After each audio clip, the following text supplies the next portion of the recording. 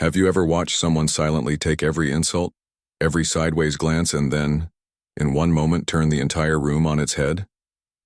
It started like any other Monday morning at Crestwood High, a school filled with teenagers more concerned with followers and filters than feelings. The halls buzzed with chatter as the bell rang for third period, advanced calculus.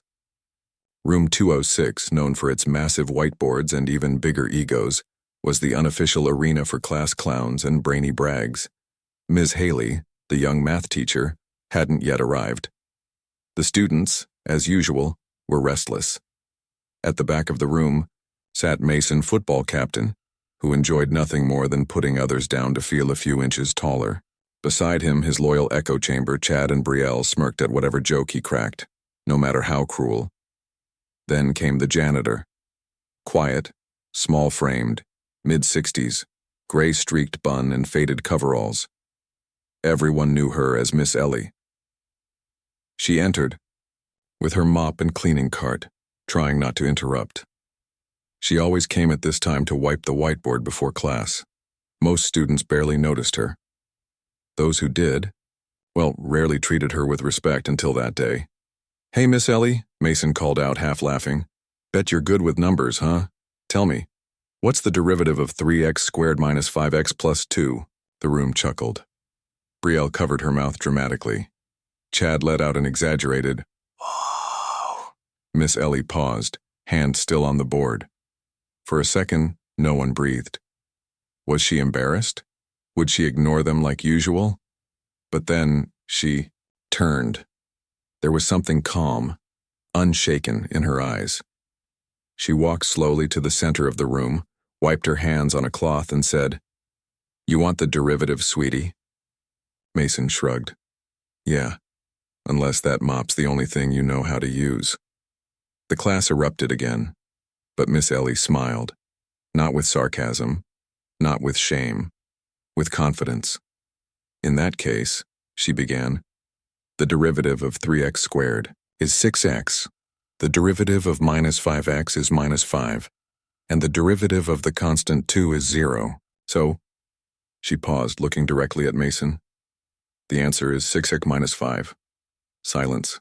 Dead silence. Even the clock seemed to stop ticking. Mason blinked. Chad tilted his head. Brielle mouthed, "What?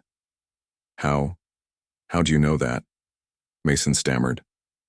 Miss Ellie walked back to her cart, still composed. "I used to be a math professor at a university before I retired early to take care of my husband when he got sick. Cleaning helps me stay busy." You could hear a pin drop. No one laughed, no one mocked. In fact, for the first time all semester, no one even spoke out of turn. Ms. Haley walked in right then and sensed the tension. "Something happen?" she asked, setting down her books. Miss Ellie just smiled softly. "Just had a quick math quiz. I think I passed." And she left the room with her cart, and a new kind of silence behind her. One born not of fear or mockery, but of respect. But the story doesn't end there. Later that afternoon, Mason sat alone in the library. He wasn't pretending to read or scrolling through TikTok like usual. He was watching something on YouTube, lectures on calculus derivatives. He didn't notice Miss Ellie walk past with her cart, but she noticed him, and something about it stirred her heart. This was the same kid who humiliated her, and yet here he was, trying. The next morning, Mason did something no one expected. He walked up to Miss Ellie in the hallway and apologized. "I'm sorry," he mumbled. "I didn't know. I shouldn't have said those things. You were right, I didn't even know what a derivative was, but I do now." Miss Ellie, eyes kind and a bit misty, nodded. "That's okay. You're learning. That's what matters." Then she pulled out a folded piece of paper from her pocket. "If you ever want help, here's a worksheet I made back when I used to teach. Might be useful." He took it like it was gold, and it didn't stop with Mason.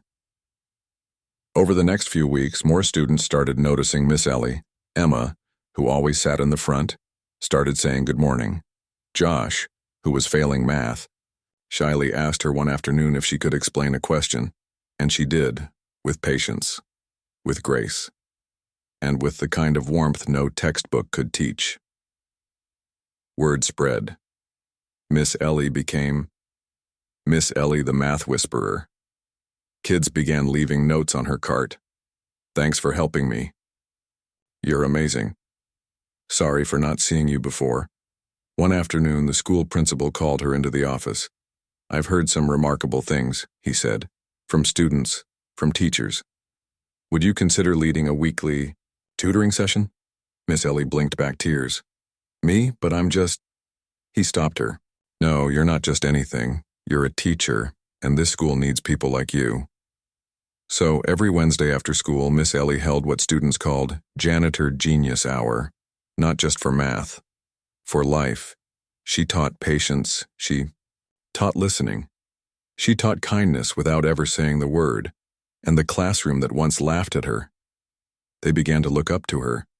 It wasn't the math that shocked them, it was the humanity.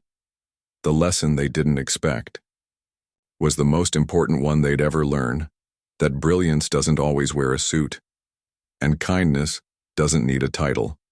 So the next time you see someone the world tends to overlook, someone quiet, someone cleaning, someone walking with their head down, ask yourself, what story are they carrying? Because maybe, just maybe, they're carrying a lesson the world desperately needs to hear. If this story touched your heart, let us know in the comments. Have you ever judged someone too quickly? What did you learn from it? Don't forget to like, share, and subscribe for more powerful stories that show the beauty of kindness, courage, and everyday heroes.